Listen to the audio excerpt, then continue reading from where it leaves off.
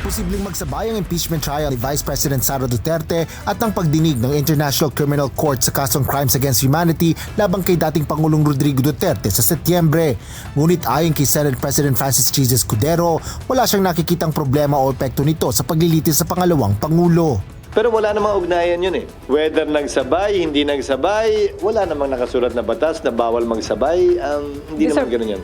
Lalo na kung busy halimbawa si Vice President Duterte bilang isa sa mga abogado ng kanyang ama, hindi naman nga siya required mag-attend ng impeachment trial sa Senado, maliban na lang kung i-require siya ng impeachment court dahil kailangan siyang i-identify na sa tingin ko hindi naman siguro papasok sa isong ito dahil kilala naman siya ng lahat.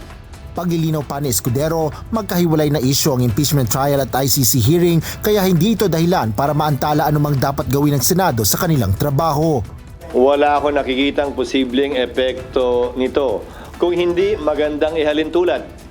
Sa dami na nagmamadali, sa dami na nangungulit at nanguurat, ang kaugnay dito, Nakatakda namang bumisita ngayong araw sa Senado ang ilang kinatawan ng Kamara upang inspeksyonin ang itatalagang opisina ng mga House Prosecutor para sa pagsasagawa ng impeachment trial. Asher Cadapan Jr., UNTV News and Rescue.